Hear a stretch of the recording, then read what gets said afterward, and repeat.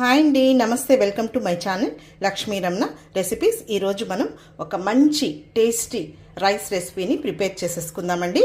అదేంటంటే కొబ్బరి పాలతో వెజిటబుల్ పులావ్ అండి. ఎంత కలర్ఫుల్గా ఉంది కదా అండి. టేస్ట్ కూడా చాలా బాగుంటుంది. పిల్లలకి మనం ఈజీగా టేస్టీగా చాలా త్వరగా మనం లంచ్ బాక్స్ కూడా ఈ విధంగా ప్రిపేర్ చేసి ఇవ్వచ్చండి. మనం కొబ్బరి పాలతో చేసాం కాబట్టి ఈ వెజిటబుల్ పులావ్ అనేది చాలా కమ్మగా ఉంటుంది. ఈ విధంగా డైరెక్ట్గా తినేయచ్చండి. లేదు ఇలా పెరుగు చట్నీతో తిన్నా కూడా చాలా బాగుంటుంది. లేదు మనం నాన్ వెజ్ కానీ వెజ్ కర్రీస్తో కూడా తినచ్చండి. ఓకే అండి, ఈరోజు మనం ఈ కొబ్బరి పాలతో వెజిటబుల్ పులావ్ని చాలా ఈజీగా టేస్టీగా ఎలా ప్రిపేర్ చేసుకోవాలో కావలసిన పదార్థాలు, తయారీ విధానం ఒకసారి చూద్దామండి.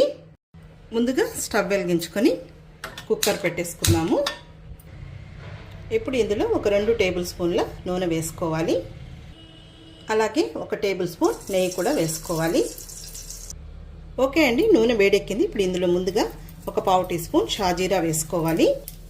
అలాగే 1 స్టార్, 2 ఇలాచీలు, 3 లవంగాలు, కొద్దిగా దాల్చిన చెక్క వేసుకోవాలి. అలాగే 1 బిర్యానీ ఆకును కూడా తుంచి వేసుకోవాలి. ఇప్పుడు వీటిని ఫ్రై చేసేసుకోవాలి. ఇప్పుడు ఇవి వేగిపోయాయి. ఇందులో కొన్ని జీడిపప్పు పలుకులు వేసుకోవాలి. ఇప్పుడు ఇందులో ఒక 2 పెద్ద ఉల్లిపాయల్ని సన్నగా పొడవుగా కట్ చేసి వేసుకోవాలి. అలాగే ఒక 4 పచ్చిమిరపకాయలు కూడా ఈ విధంగా నిలువుగా కట్ చేసి వేసుకోవాలి. ఇప్పుడు వీటిని ఒక 2 నిమిషాలు ఫ్రై చేసేసుకోవాలి. చూడండి, ఉల్లిపాయ ముక్కలు ఈ విధంగా వేగిన తర్వాత ఇప్పుడు ఇందులో ఒక క్యారెట్ని ఈ విధంగా ముక్కలుగా కట్ చేసి వేసుకోవాలి. అలాగే ఒక పెద్ద పొటాటోని ఈ విధంగా కట్ చేసుకొని నీళ్ళల్లో వేసి పెట్టుకొని ఇప్పుడు ఇందులో వేసేసుకోవాలి.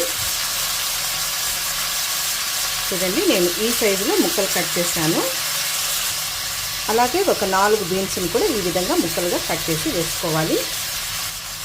అలాగే కొన్ని బఠానీలు కూడా వేసుకోవాలి. ఇక్కడ నేనైతే పచ్చి బఠానీ వేస్తున్నానండి. ఇది ఫ్రోజన్ బఠానీ. ఇవన్నీ వేసిన తర్వాత ఒక 2 నిమిషాలు ఫ్రై చేసేసుకోవాలి. ఇప్పుడు ఈ వెజిటబుల్స్ ఒక 2 నిమిషాలు ఫ్రై చేసేసాను. ఇందులో 1 టేబుల్ స్పూన్ అల్లం వెల్లుల్లి పేస్ట్ వేసుకోవాలి.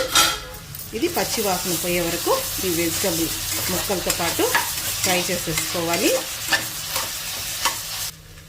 ఇప్పుడు అల్లం వెల్లుల్లి పేస్ట్ పచ్చి వాసన పోయే వరకు వేగింది. అలాగే ఈ వెజిటబుల్స్ కూడా ఒక హాఫ్ వరకు కుక్ అయ్యాయండి. ఇప్పుడు ఇందులో ఒక మీడియం సైజ్ కప్పు పుదీనాని సన్నగా చాప్ చేసి వేసుకోవాలి.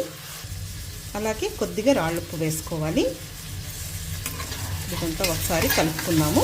పుదీనా వేసిన తర్వాత జస్ట్ 1 నిమిషం ఫ్రై చేసేసుకోవాలి.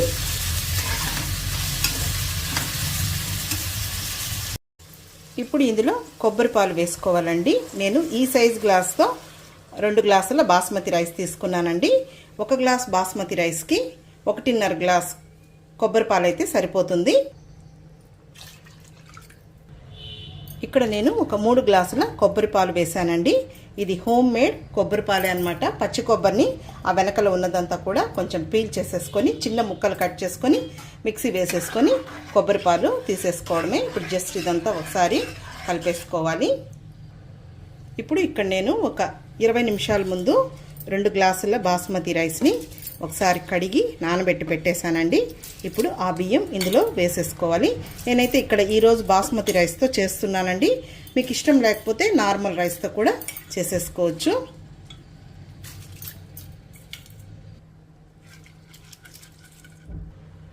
ఇప్పుడు ఒకసారి కలిపేసుకుందాము. ఇక్కడ నేనైతే కుక్కర్లో చేస్తున్నాను కదా అండి. మీరు కావాలంటే గిన్నెలో కూడా చేసేసుకోవచ్చు. ఇప్పుడు ఇందులో రుచికి సరిపడా రాళ్ళుప్పు వేసుకోవాలి. అప్పుడు మనం వెజిటబుల్స్కి కొద్దిగా వేసాము. అలాగే ఒక హాఫ్ టీ స్పూన్ ధనియాల పొడి వేసుకోవాలి. కొద్దిగా కొత్తిమీరని సన్నగా చాప్ చేసి వేసుకోవాలి. ఇప్పుడు ఇదంతా కూడా ఒకసారి కలిపేసేసుకుందాము. ఇప్పుడు కుక్కర్కి మూత పెట్టేద్దాము. హై ఫ్లేమ్లో ఒక 2 విజిల్స్ వస్తే సరిపోతుందండి. రైస్ కూడా బాగా నానింది. ఓకే అండి, ఇప్పుడు 2 విజిల్స్ వచ్చిందండి. వచ్చిన తర్వాత స్టవ్ ఆఫ్ చేసేసాను. ఆ ప్రెజర్ అంతా పోయిందండి. ఇప్పుడు చూద్దాము, రైస్ మనకు పర్ఫెక్ట్గా రెడీ అయిపోయి ఉంటుంది. చూడండి, రైస్ అనేది మనకు పర్ఫెక్ట్గా వచ్చేసింది. చాలా బాగుంటుందండి. మనం కొబ్బరి పాలతో చేసాం కాబట్టి చాలా కమ్మగా ఉంటుంది. చూడండి, రైస్ అనేది మనకు ముద్దగా కాకుండా పొడి పొడిగా వచ్చింది. ఇప్పుడు మనం డిష్ అవుట్ చేసేసుకున్నాము.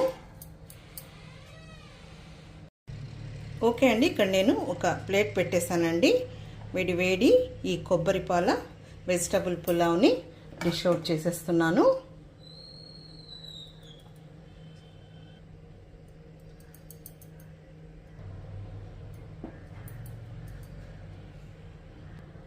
ఓకే అండి, ఇక్కడ నేనైతే పెరుగు చట్నీని ప్రిపేర్ చేసి పెట్టేశాను.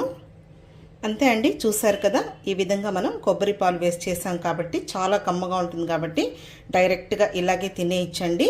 లేదు మనకి ఇష్టమైన వెజిటబుల్ కర్రీతో కానీ నాన్ వెజ్ కర్రీతో కూడా తినచ్చు. లేదు ఈ విధంగా సింపుల్గా పెరుగు చట్నీతో తిన్నా కూడా చాలా బాగుంటుంది. పిల్లలకు కూడా మనం లంచ్ బాక్స్కి చాలా ఈజీగా టేస్టీగా హెల్తీగా ప్రిపేర్ చేసి ఇచ్చేయచ్చండి. హ్యాపీగా తినేస్తారు. ఓకే అండి, చూసారు కదా, తప్పకుండా మీరు కొబ్బరి పాలతో ఈ వెజిటబుల్ పులావ్ని ఒకసారి ట్రై చేసి మళ్ళీ ఎలా వచ్చిందో కామెంట్ చేయండి. ఈ వీడియో మీకు నచ్చినట్లయితే నా యూట్యూబ్ ఛానల్ లక్ష్మీ రమణ రెసిపీస్ని కొత్తగా చూస్తున్నవారైతే నా ఛానల్ని తప్పకుండా సబ్స్క్రైబ్ చేసుకోండి. నచ్చితే లైక్ చేయండి, షేర్ చేయండి. ఇంకొక మంచి వీడియోతో మళ్ళీ కలుద్దాం. నమస్తే అండి.